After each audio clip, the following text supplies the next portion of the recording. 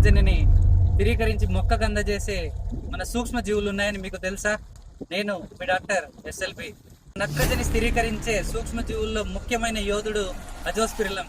ఈ అజోస్పిరిలం ఏం చేస్తాడంటే మనకు వేర్ల దగ్గర ఆ కణజాలాల్లో స్థావరం ఏర్పరచుకొని అక్కడుండి మన గాలి నుంచి నత్రజనిని తీసుకొని వాటిని మొక్కకు తీసుకునే రూపంలో మార్చి మనకు స్థిరీకరిస్తాడు. ఈ అజోస్పిరిలం ఈ నైట్రోజినేస్ అనే ఎంజైమ్ ద్వారా ఆ నత్రజనిని స్థిరీకరించి మొక్కకు అందజేస్తాడు.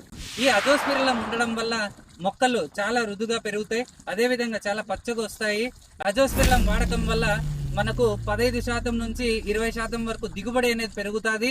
ఒక హెక్టార్ పొలంలో 20 నుంచి 40 కిలోల నత్రజనిని స్థిరీకరిస్తాడు.